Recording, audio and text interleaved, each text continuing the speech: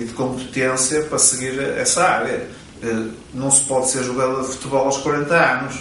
Lógico. Não é óbvio, não é? Claro. Portanto, mas pode ser pintor aos 40 anos.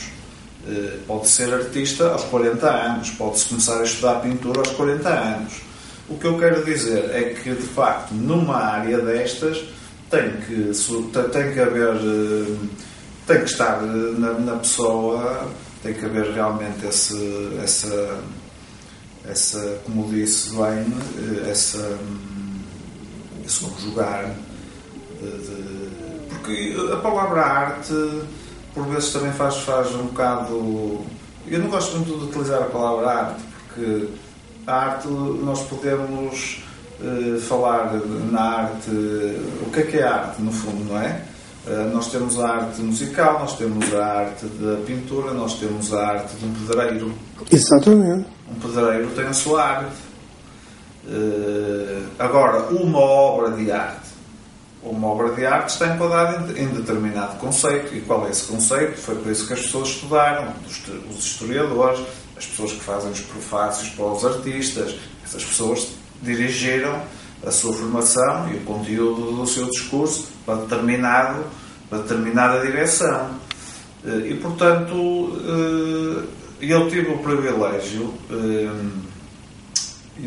portanto, nós em arquitetura, no curso de arquitetura, tivemos no primeiro ano e no segundo ano tínhamos a cadeira de desenho. No primeiro ano não me correu nada bem, tive a infelicidade de ter um professor que não deixou recordações absolutamente nenhumas, porque isto um bocado para ir de encontro ao que é que a pessoa tem e se tem ou não maior ou menor dificuldade ou maior ou menor talento. Foi uma pessoa que de certa forma me condicionou muito e que não ajudou absolutamente em nada no meu processo evolutivo enquanto estudante, que não coincidia, por exemplo, com as notas que eu tirava a projeto. Como é que um aluno tira uma nota de 17 a projeto e tem um 10 a desenho? Há aqui qualquer coisa que não bate bem. Não quero falar em nomes porque não vale a pena. A pessoa, se um dia ver isto, vai saber a quem é que eu me refiro. Por acaso esta semana até procurei saber o nome dele, mas não interessa. Mas estava eu a dizer que passados estes anos todos, desde 98, desde 93, porque depois no terceiro ano deixámos de ter a cadeira de desenho, reencontro o professor. Portanto, quando fiz a exposição na clínica de Horta-Póvoa, encontrei, passados estes anos todos, com licença que eu vou aqui buscar o catálogo, encontro através do convite do professor Afonso Ferreira, na minha exposição individual, encontro, passados estes anos todos, o professor doutor Joaquim Pinto Vieira. O professor Joaquim Pinto Vieira é uma pessoa que chegou ao top da carreira, a todos os patamares que tinha para conquistar.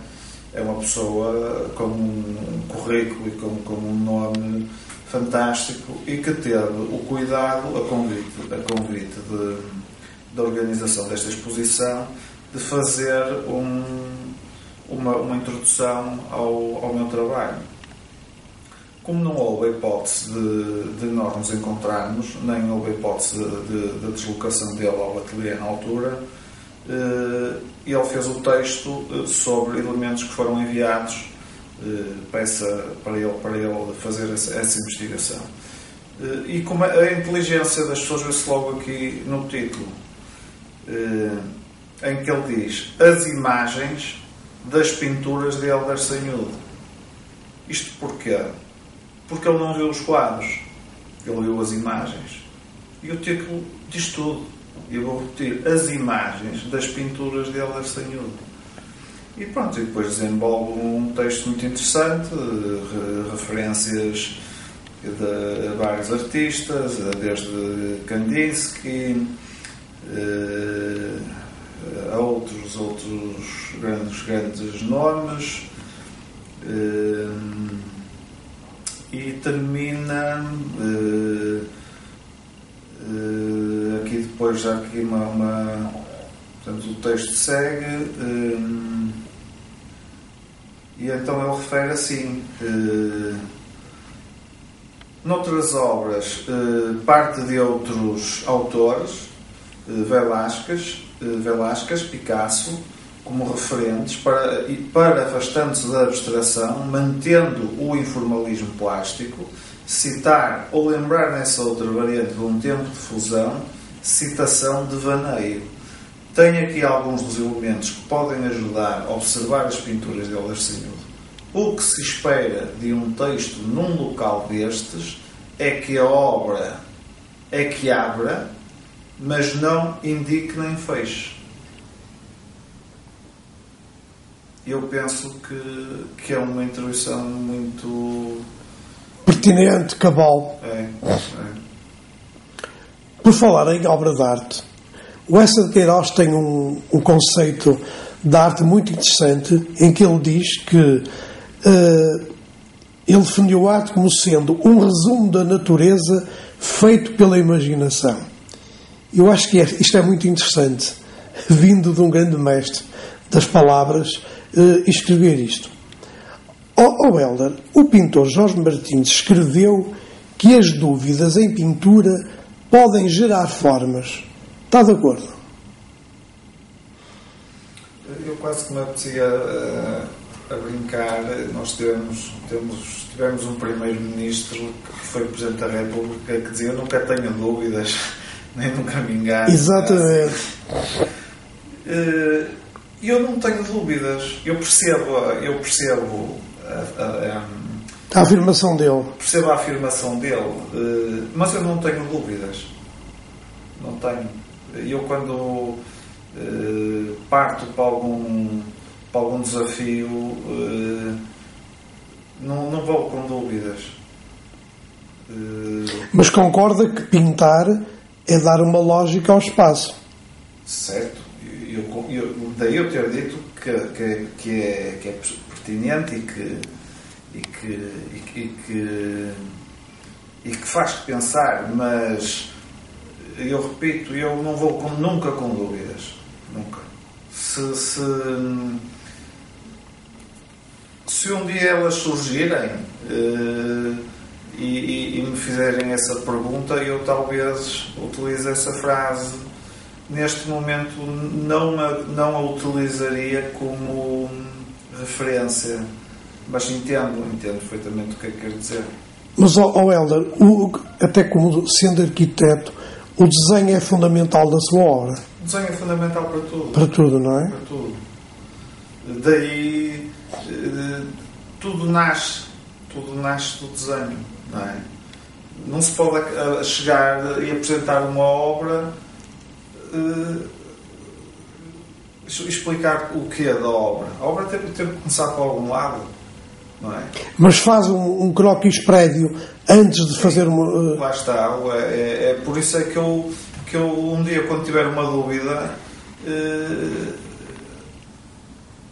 a coisa se calhar já estará, ou seja, o processo de criação está em dúvida, não é? E o que tem acontecido nos últimos 6 anos é que eu não tenho tido dúvidas, tenho tido certezas. Portanto, quando enfrenta uma tela nua, o Helder já tem congeminado na sua mente o que lá vai. Sim, raras vezes a tela é adulterada para outro caminho. Muito raro. A tela podemos sempre variar uma cor ou qualquer coisa que esteja ali que na nossa ideia não esteja a bater certo, e então aí pode haver uma transformação. Eu aqui há tempo... Helder, desculpe, deixa-me mudar de bateria que esta... Pode. Estávamos a falar na questão da dúvida e da transformação do quadro no decorrer do processo da pintura. Eu aqui há tempos estive numa apresentação de uma exposição do Jorge Corbal, e foi-lhe feita uma pergunta idêntica que me fez, em que eu não vou responder, ou seja, eu percebi o que ele quis dizer e vou um bocadinho mais longe. Isto é, como é que as coisas surgem, no fundo, é o ponto da questão, não é? Como é que as coisas surgem? E é um termo que eu achei interessante, que as coisas muitas vezes, e daí eu falar e não haver as dúvidas, é que as coisas muitas vezes surgem quase por magia. E o que é a magia? A magia disto tudo. Eu trabalho muito à noite. Estes últimos tempos não, por questões particulares, mas o meu trabalho era feito essencialmente preparado durante o dia, mas a pintura normalmente era feita sempre durante a noite, até horas tardias. O que é que acontecia? Acontecia que a pessoa vai se deitar, está cansada, e no dia seguinte acorda e teve a trabalhar num ambiente completamente diferente em termos de luz, em termos até da própria visualização da cor, do efeito que a cor tem, a leitura que ela tem num determinado contexto, que tem quando nasce o dia. E quando eu falo na magia, precisamente é nós chegarmos no dia a seguir ao trabalho feito e olharmos e vemos a obra precisamente com outros olhos. E isso tem essa magia, percebe? E é um processo interessante, que eu não sei se toda a gente consegue ver isso, porque há obras que em determinado contexto têm uma valorização tal em termos de imagem e de percepção ao espectador que muitas vezes em determinado contexto que não é o melhor perde. Isto também para dizer uma coisa que surgiu agora há pouco tempo. Nós estamos a falar de arte, estamos a falar de pintura, estamos a falar de desenho, estamos a falar do objetivo final, estamos a falar do objetivo a que se destina a peça, é para o espectador que vai visitar os museus, que vai visitar as galerias, que vai visitar os ateliês dos artistas, e depois temos a vertente da decoração, que anda aqui metida neste tipo como um espaguete, aqui todo embrulhado, para lhe contar esta história muito engraçada, que ela não tem piada nenhuma, mas é engraçada, a propósito de uns trabalhos que eu tinha, que foram vistos por uma pessoa ligada à decoração, que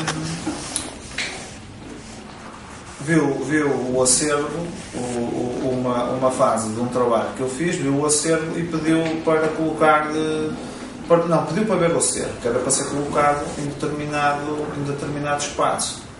Tinha um cliente para esse espaço. E por isso simplesmente a resposta foi esta.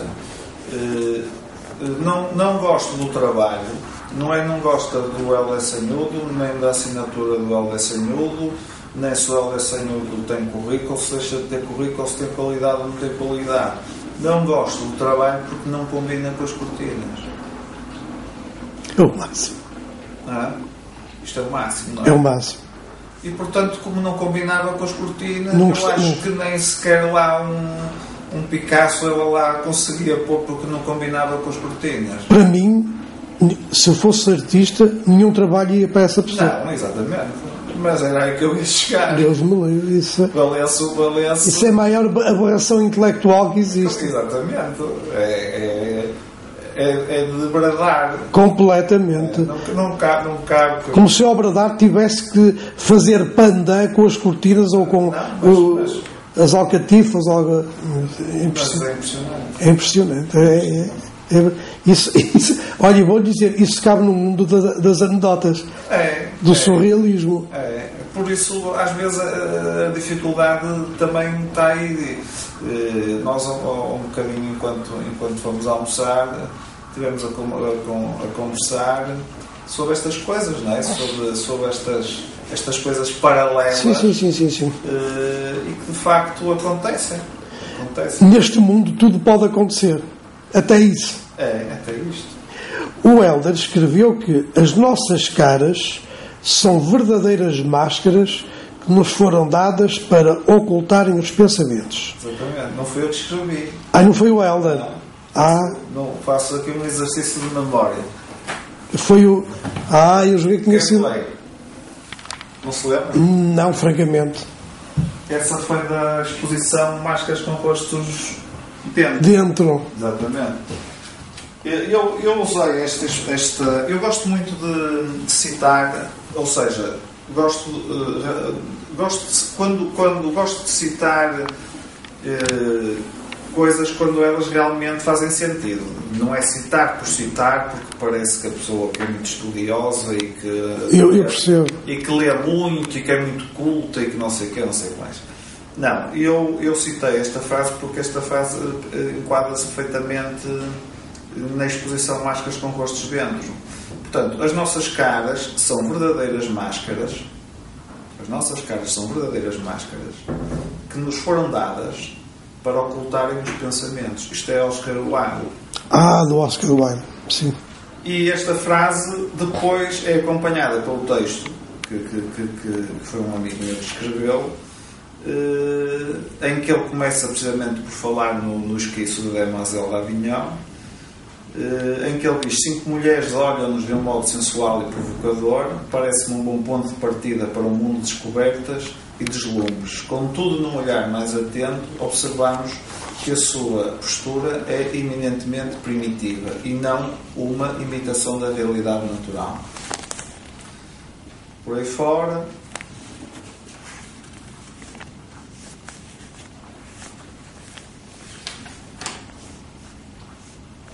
Tem aqui uma frase também interessante. Se a premissa desta sua nova coleção, que nasceu sob a inspiração do Demoiselle d'Avignon do Picasso, a isso se resumisse, talvez não fosse necessário explicar que o próprio Picasso também foi beber a alma do quadro Os Banhistas de Cézanne e a sua própria inspiração para a criação deste ícone dos primórdios do cubismo.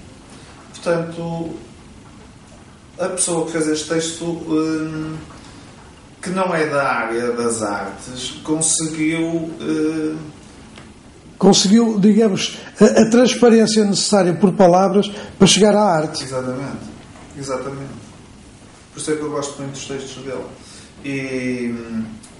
E um bocado, quando falávamos da importância da assinatura, se este texto tivesse a assinatura, não vou dizer o nome para não ser chato, mas de fulano tal, teria um valor.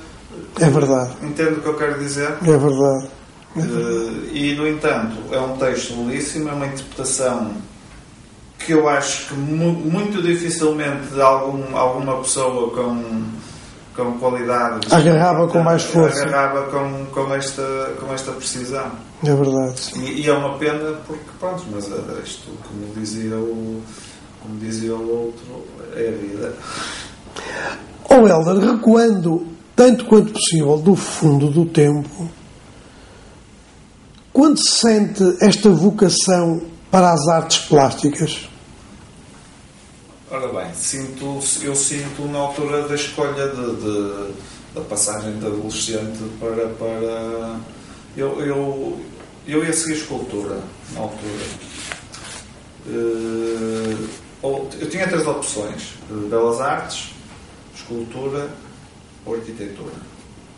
E eu apanhei, apanho a arquitetura precisamente no ano em que se faz a transição, porque a arquitetura funcionava com belas artes, era tudo na mesma faculdade. E na altura, até para os próprios professores, ou seja, havia ali um enquadramento, um ambiente excepcional, porque a arquitetura, os pintores, os professores, havia aquela mistura. Portanto, eu não vivi esse tempo, mas imagino.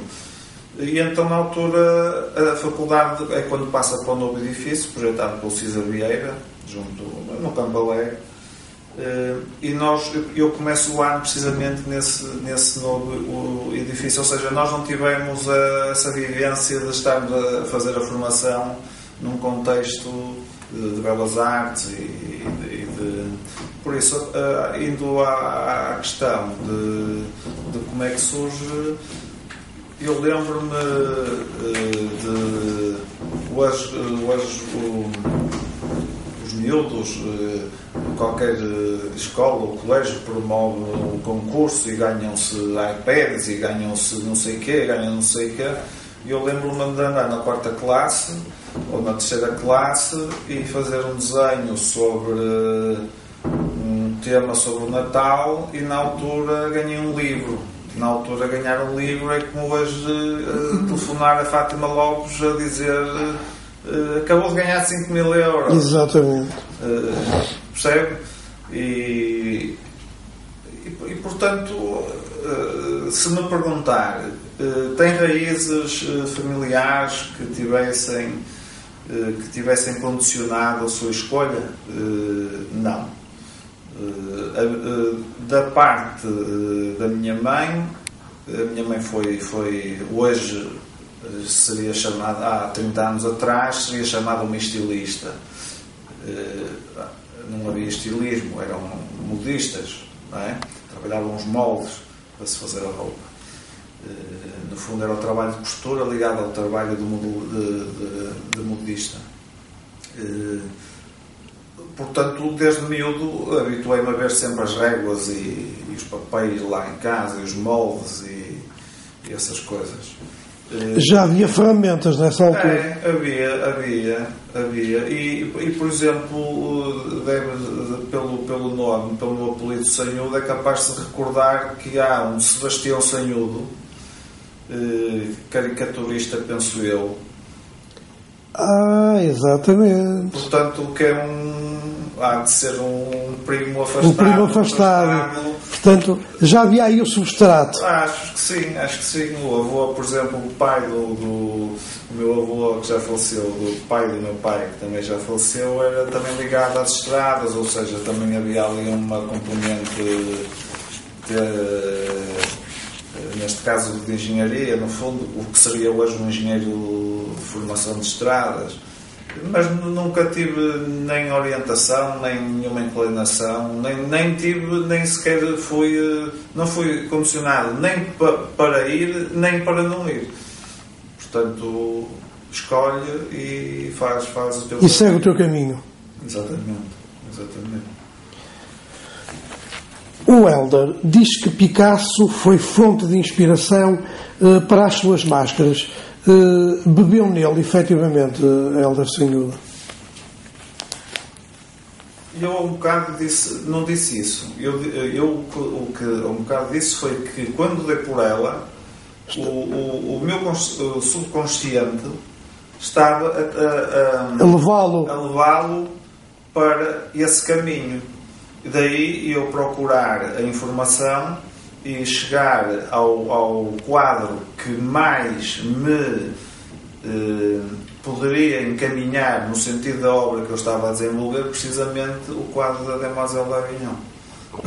E toda a história que o próprio quadro conta, desde a primeira figura até à última figura, que é o início considerado o início do cubismo.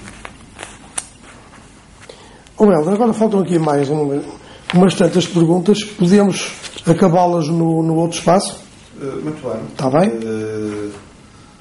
Depois voltamos aqui. Sim, muito bem. Então, os seus querubins, não é?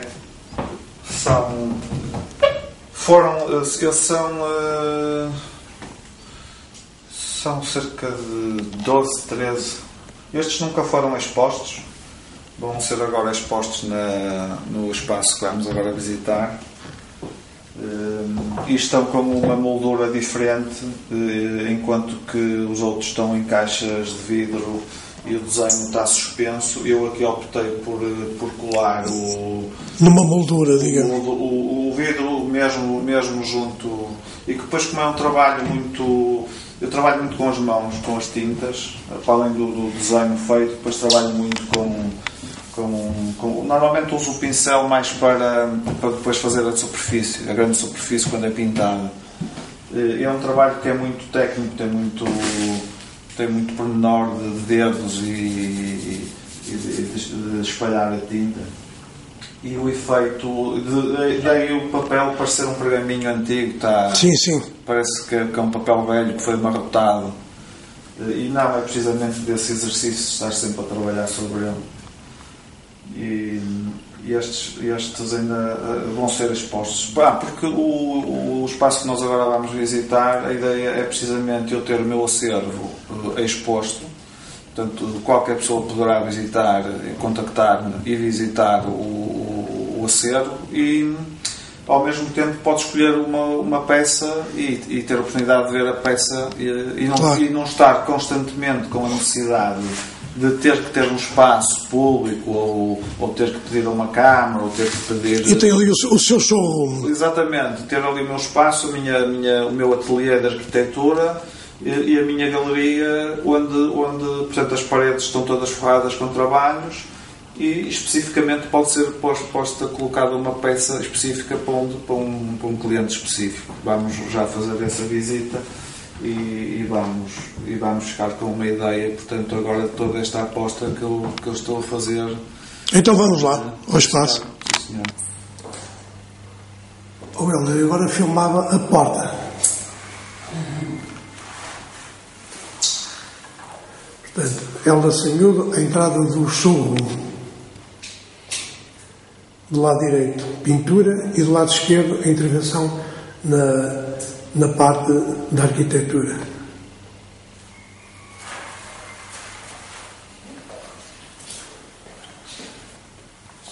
Então cá estamos.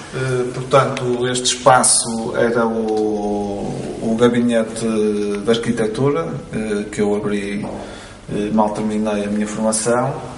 Entretanto, com esta dedicação à área do desenho e da pintura, resolvi transformar o espaço em ateliê de arquitetura e uma pequena galeria no fundo, que serve para a mostra do meu acervo pessoal. Portanto, qualquer pessoa que queira ver um trabalho meu não tem necessariamente que estar à espera que ocorra uma exposição em qualquer sítio, pode contactar-me diretamente e tem aqui um atendimento personalizado neste espaço simpático. Direi mais, simpaticíssimo, que é um ótimo espaço. Portanto, o objetivo deste espaço, nós hoje a arquitetura transformou-se muito em termos de maquinaria, a todos os níveis evoluiu de tal forma que um simples computador e uma impressora nós conseguimos trabalhar essa área sem estar a utilizar o espaço como antigamente. A vertente da pintura faz parte da decoração do próprio ateliê. No fundo é uma galeria em que eu tenho o cuidado de ter aqui expostos pequenos exemplos das várias exposições que fiz. Ou seja, neste momento não tive a preocupação de me concentrar numa só série de um trabalho, mas sim apresentar várias peças, desde as máscaras com rostos dentro, desde os cristos, desde o bater de asas, temos também esquiços de Vila de Conde, que foram os que eu falei do livro que fiz ilustração, do Casimiro Teixeira, e ainda está praticamente pronto, e agora já está publicitado a quem queira cá visitar-nos. E entretanto penso que em março será feita a inauguração formal ao público, e aí sim depois as pessoas, com certeza, a palavra circular e neste momento já circula, e depois da inauguração penso que será um espaço que terá alguma importância no meu percurso. O Helder, só para ficar a saber, quando eu lhe enviar o filme, depois de o visualizar, ele, conforme está, inteirinho, vai para a Cinemateca Portuguesa, assim. O Helder depois pode-lhe fazer os cortes que quiser, ele é seu. Eu, por mim, não faço cortes nenhum. Pronto, mas fica aqui, digamos, o propósito de eu aceitar isso completamente. E depois, se eu quiser pôr na net, pode pô-lo. Pois o critério é seu, conforme você viu os outros, que estão no Google, na Wikipédia, no YouTube, exatamente.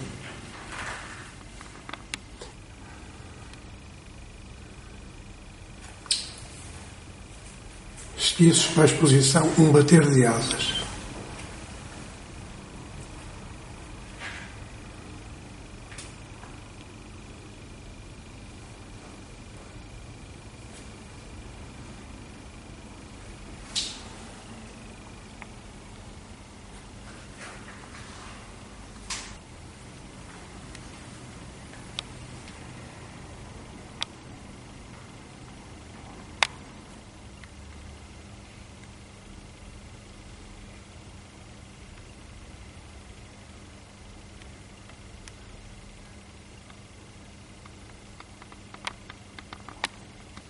Eu direi que se chama escultura, esta máquina de costura. Esta fase é, portanto, uma fase que eu considerei com influências de action painting, de Jackson Pollock. Fiz uma série de 4 trabalhos, estão aqui dois expostos. Aliás, as 3 foi como tínhamos falado, que foi a mancha. Sim, senhor. Quando se perde a noção do desenho, quando se perde a noção da colagem, e fica precisamente a mancha como se fosse o primeiro layer do trabalho, no fundo, e depois, então aí, ou seja, eu chamo-lhe a desconstrução final. Exatamente. De todo o trabalho. Não é? É um bocado, são 10 trabalhos desta dimensão, e a ideia é precisamente toda essa.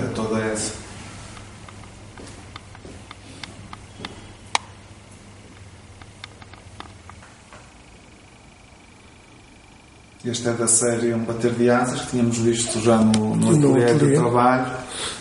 São 2 peças que eu também trouxe para cá. Foram cerca de, penso que 10 a 12 trabalhos que foram feitos na altura. E temos aqui à esquerda também uns trabalhos que foram feitos, que serviram de apoio para as máscaras, que são feitos a guache e a pastel sobre o papel da aguarela.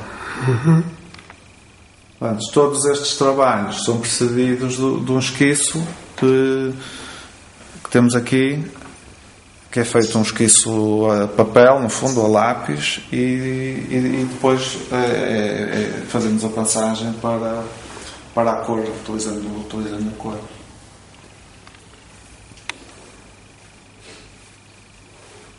Temos aqui o esquiço da Demoiselle d'Armagnac. Sim.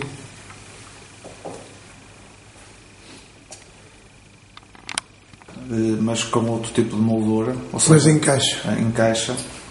Portanto, tem as duas formas de apresentação, em que o desenho aqui parece que está suspenso, não é? Dentro, sim. Quase como dentro de um casulo. Que ganha mais profundidade. Exatamente. Mas a outra situação que vimos no ateliê também tem uma coisa, e isto dito por uma pessoa que também pinta e que também expõe. O desenho junto ao vidro, com uma moldura mais estreita, também faz com que ele abra muito mais em termos de... Talvez expande-se. Exatamente. Enquanto que ele aqui parece que está fechado e perde alguma... os traços, parece que a moldura que encerrou o trabalho e que não o deixa respirar. É que estão em clausura, digamos. Exatamente. Assim. O termo que a gente utiliza por norma é que tem tanta informação que os trabalhos não respiram. Eu percebo isso. É verdade.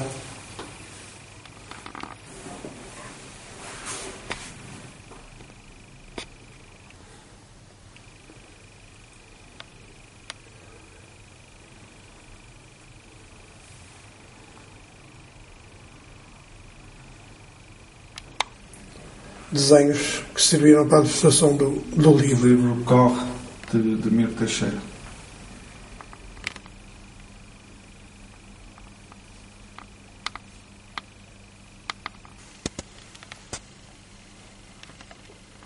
Tá.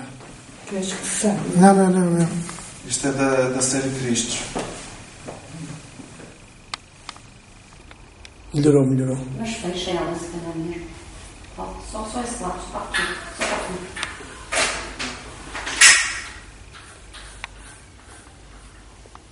Está melhor assim, Helder.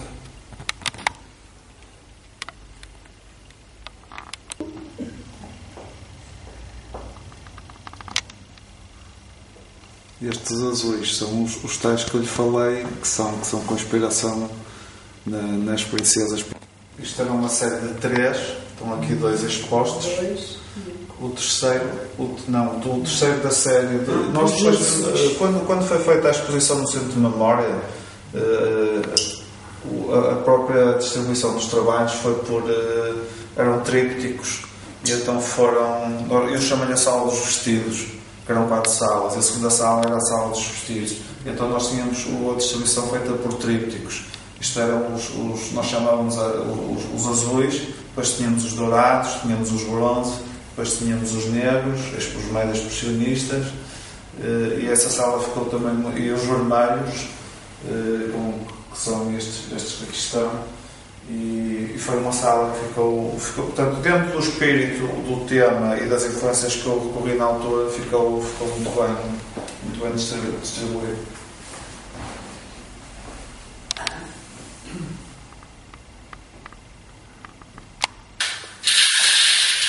E a filmar, sim, senhor.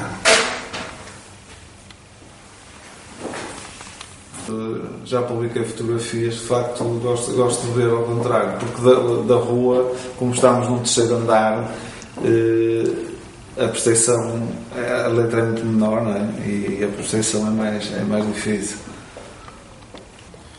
Da escultura do Jaime Mazinheiro. Por aqui a escultura do Jaime Mazinheiro à minha beira. Conhecemos muito bem. O Picasso escreveu que a inspiração chegue... O Picasso escrevia muita coisa. Escrevia que a inspiração chegue não depende de mim.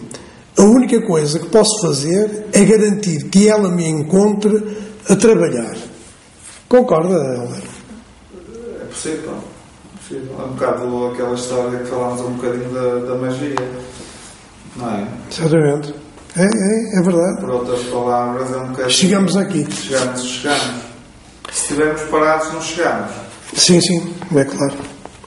O Júlio Pomar, isto é só hora para citar 3 mestres da pintura, que citei um, Picasso, agora cito Pomar, que podemos inferir que a pintura é uma arte da síntese, originada pela inscrição do instante, do que é próprio da dinâmica do tempo, das suas capacidades de evolução ou de transformação.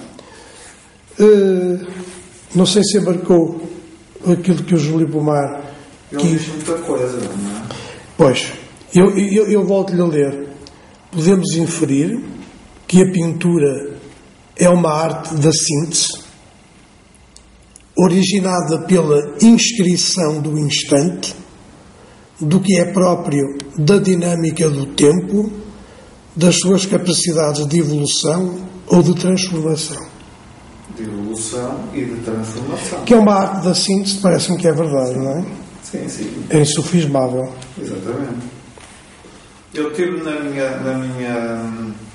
É curiosa essa pergunta, essa afirmação, porque eu tive na defesa de tese no meu curso, o Júlio era o arquiteto Alcino Soutinho, que era o principal, e não me recordo o nome, e o outro arquiteto era o Adalberto Dias.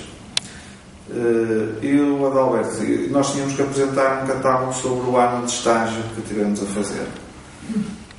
E o meu catálogo era essencialmente de desenho, porque eu estive a trabalhar numa câmara, a estagiar, e todos os dias tinha que desenhar aquilo que hoje é preciso fazer isto, é preciso fazer aquilo, e então eu limitei-me a fazer um relatório de estágio, e era realmente à base do desenho. E o Adalberto Dias pega no catálogo e folheou, com assim tipo páginas amarelas, todo, e diz assim: isto não é um relatório, isto é um catálogo de desenhos. E eu fiquei logo assim um bocado chateado, não é? Mas tive que fazer de conta que não. E ele teve a fazer uma dissertação para aí de cerca de 15 minutos sobre o catálogo, que ele não viu, que ele apenas folheou. E eu no fim respondi-lhe que estava precisamente de acordo com aquilo que ele tinha acabado de dizer. Curioso. Foi de encontro. E não lhe disse mais nada. Pois, exatamente. E ele percebeu a mensagem. Acusou o toque. E depois eu fui monitor dele e acabei por me dar muito bem com ele. Fui monitor dele durante 2 anos. Quando acabei por tive 2 anos como monitor na faculdade. Ele é uma pessoa excelente. E o Soutinho também fazia assim umas perguntas um bocado de nos pôr a pensar muito, a baralhar-nos um bocado. Capciosas, não é? Era. Aliás, o Soutinho, numa palestra que eu ouvi na Câmara de Matosinhos com o arquiteto Cisa Vieira, disse que a arquitetura é a mãe de todas as artes. Pronto, ele estava a defender a causa dele. Exatamente. Helder, como é que define a sua paleta de cores? A minha paleta de cores, essa também é engraçada, essa história é engraçada. Eu quando comecei esta aventura fui comprar materiais, não é? Óbvio. E então, como não tinha na altura matéria-prima, tinha o essencial, lápis e esferográfica, material de arquitetura, precisava de material de pintura, não é? E então a escolha que eu fiz foi variada. Portanto, daí quando me diz há pouco que a cor é um dos elementos fortes quando se entra num espaço ou numa exposição minha, que é a presença da cor, eu penso que a paleta é precisamente variada. Portanto, neste momento ainda não atravessei, por exemplo, uma fase em que esteja direcionado num tom específico de... mais monocromático. Exatamente. Mas tenho ideias, já tive ideias e projetos para fazer trabalho nessa área. Olha, pelo menos aquilo que os meus olhos viram, digamos, foram impregnados e estão a ser impregnados de uma pintura excepcionalmente apelativa, e dou-lhes os meus parabéns. Para quem já entrevistou perto de 1500 artistas, é um regalo para a vista ver a sua obra. Helder, diverte-se com o ato da criação? Há um bocadinho aquele clichê de sem transpiração não se faz nada, não é? A inspiração e a transpiração. Essa giga-joga da transpiração, e eu não vou muito por aí. Acho que é preciso pegar e trabalhar e chegar ao final e ver se realmente se está a produzir, se faz sentido. As coisas têm que fazer sentido, porque eu penso que uma pessoa que se mete numa área destas e não está consciente dos objetivos que pretende, então mais vale abandonar, dedicar-se à pesca ou outro assunto qualquer. O professor das Belas Artes, o Dr. Joaquim Pinto Vieira, escreveu... Falámos sobre ela. Falamos, exatamente. Em 1910, Kandinsky... Isso estava precisamente no texto. Estava, exatamente, sim. Kandinsky pintou uma aguarela considerada por muitos como a primeira pintura abstrata, onde se distribuíam pela superfície do papel um conjunto de manchas de várias cores que nada representavam. A isto se chamou informalismo abstrato. Revê-se neste conceito, ela. É curioso que ele utilizou precisamente essa frase no prefácio da minha exposição na clínica de Ortopolo. E daí eu ter chamado a atenção que ele não fez um texto sobre a visão direta dos trabalhos. Ele chamou-lhe as imagens do trabalho de Helder Steinhuber. Pois, exatamente.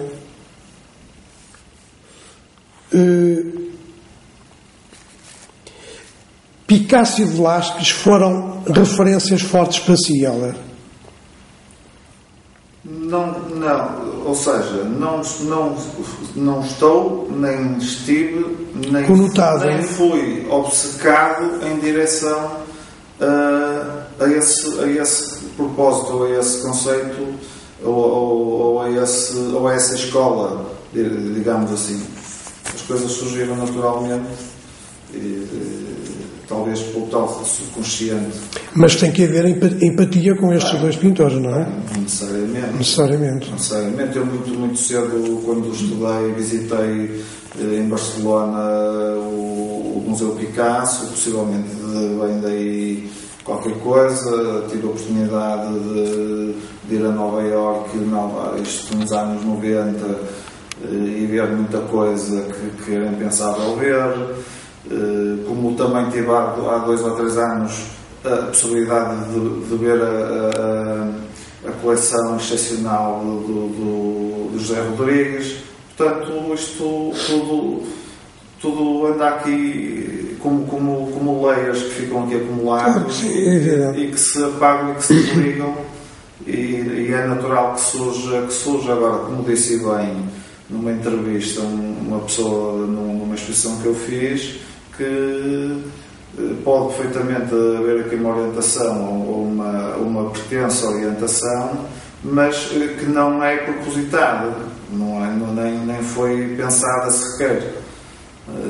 Quando me surge a ideia, por exemplo, do Velázquez, surge uma ideia dos vestidos, e depois a associação ao objeto que eu tenho e a criação, o tal desfalque que o objeto tinha, e essa criação. Portanto, há aqui criação, há aqui estudo, há procura, há informação, porque também, com certeza, que também temos que saber falar daquilo que estamos a fazer. Lógico. Deixe-me só dizer-lhe que, quando há uns anos tive a felicidade, com a minha mulher e com o meu filho e com os amigos, percorrer uma grande parte da Turquia, em Ankara fomos ver o Museu da Anatólia ou das Civilizações. E vimos lá peças de cerâmica, em bronze, em ferro, com mais de 20 mil anos. Aquelas formas eram completamente, como lhe vou dizer, mirabolantes. Como é que há 20 mil anos atrás, recuando na cerâmica, no vidro, formas que agora, digamos, que os artistas foram lá beber. E a nossa guia, Aishi, disse-nos que muitos dos grandes pintores atualmente ou foram lá, ou por fotografias, ou não sei o quê, recriaram essas formas. Isto é, há 20 mil anos já se tinha um conceito, digamos, muito vanguardista do que eram as formas plásticas. Isso faz parte do ser humano, no fundo. Não é? Nós não podemos, da criatividade. Nós não podemos recuar a esse tempo, é impossível, não é? Podemos é percebê-lo, entendê-lo e estudá-lo. Não é? Muita da obra do Picasso, por exemplo, grande parte dela foi influenciada pela arte africana. Exato. Que não era arte, eram as tribos que faziam as máscaras nos seus rituais. Nunca quem fez essas máscaras nunca fez no sentido daquilo ser uma obra de arte. Até porque não tinham noção. Não tinham noção. Eles faziam as máscaras porque fazia parte dos rituais, cresceram e, como nós crescemos, na nossa sociedade habituados a determinados padrões, não é? e a determinada educação. O José Guimarães, que tivemos ainda agora a ver o livro, também tem uma grande coleção de arte africana. Sim, portanto, sim. E a obra dele, muita dela se nota realmente em que ele vai buscar aí, com certeza, motes. Exatamente. Pode-se usar exatamente a palavra. Helder, podemos dizer que penetrar nas suas pinturas é como que entrar num mundo fantasmagórico de expressionismo? Olha, essa pergunta é um bocado complicada, porque eu, quando fiz a exposição, a primeira exposição individual, agora nos últimos 5 anos, estava uma pessoa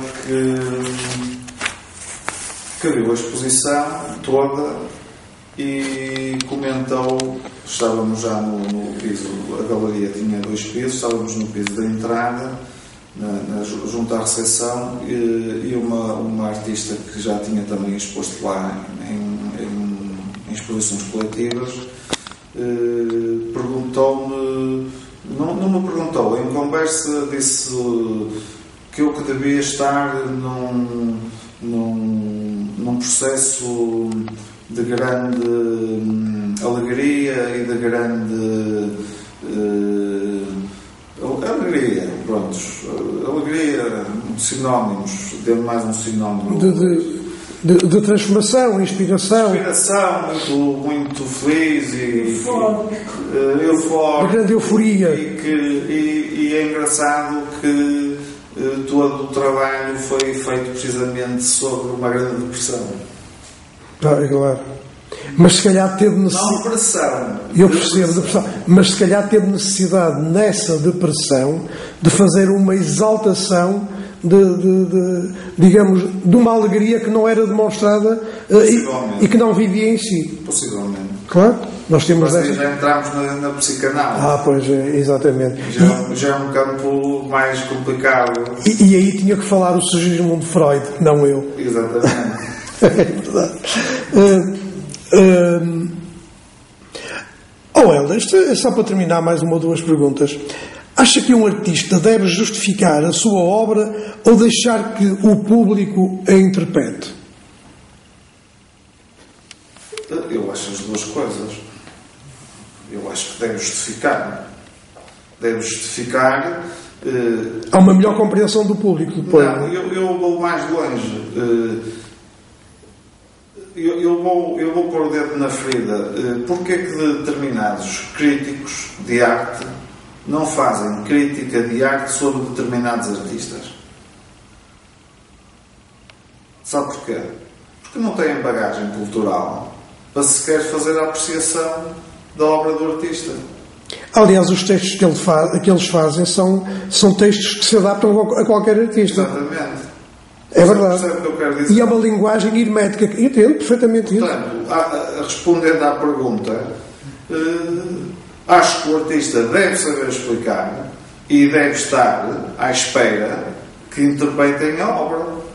Não é? Agora, o artista é o mais acrescento. Agora, quando a própria crítica foge à apreciação, é porque não tem capacidade, se calhar, de penetrar nela, de confrontar a pessoa, ou o que é que a pessoa quer transmitir, ou o que é que a pessoa sabe ou não sabe. Claro.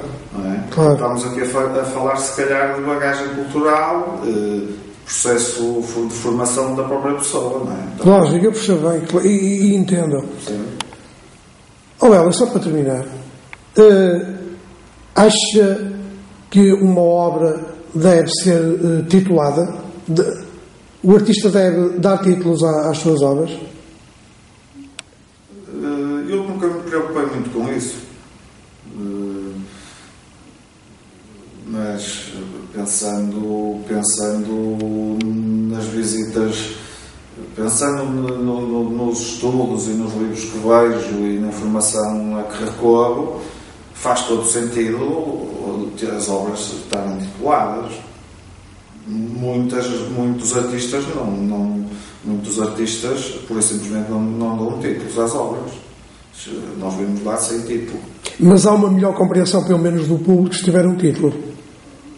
Não sei. Pois, é subjetivo. Não sei. Foi um bocado como as imagens que vimos, que eu estou a trabalhar agora sobre os esquiços, quando eu lhe expliquei que não sou retratista. Sim, sim. É natural, portanto, eu faço uma escolha aleatória sobre as caras que estou a retratar, porque pela expressão, pela simplicidade do rosto, ou pela expressão do rosto, ou pela posse, e é isso que me cativa a fazer o esquiço. Não é? Agora, dar um nome é fácil. Posso dar o nome da pessoa, posso dar o nome da técnica, posso no caso destes trabalhos das máscaras com o rosto dentro, no fundo, o próprio tema da exposição acaba por dar um nome a cada um dos quadros e a todos. Exatamente. Quando falarmos nos Cristos com rostos, também é o mesmo, acontece o mesmo. Agora, se fizermos um esquiço, por exemplo, da Capela da Senhora da Guia, é muito natural que o trabalho se chame Capela da Senhora da Guia. Agora, também é possível haver trabalhos que não tenham título. É possível. Ela assinalou, porque vamos voltar ao seu ateliê para me autografar os catálogos. Uma última pergunta.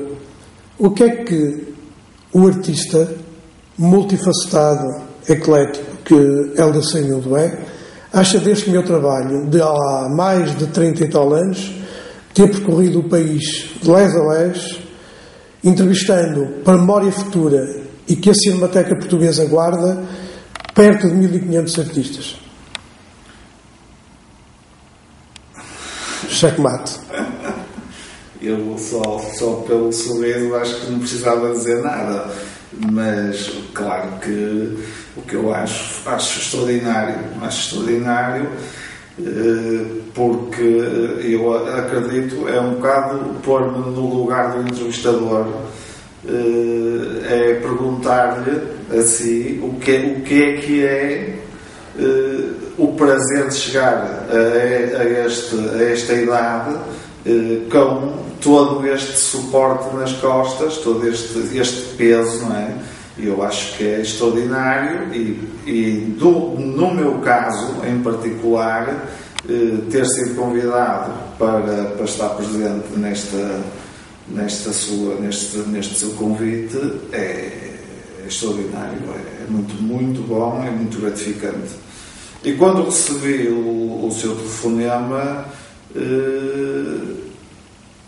pronto, achei que de facto estamos também já um bocadinho a voltar atrás, que é a quem não nos reconhece nada e a quem nos reconhece tudo. Exatamente, claro. E portanto eu estou-lhe agradecido e dou-lhes parabéns, porque não há outra forma de o fazer, de estar incluído neste seu trabalho. É importante. Para além de tudo, é excepcional e é importante também. Na mesma proporção em que me agradece, eu agradeço-lhe também e digo-lhe que este meu arquivo ficou mais rico com a sua inclusão. Obrigado, Hélder Seimildo. Só faltava abrir agora aqui o eu. Não, mas é verdade. Foi muito importante eu tê-lo entrevistado. Eu fico muito Gostei grato. muito. Muito obrigado. Muito grato mesmo. Um abraço, amigo, e vamos encontrar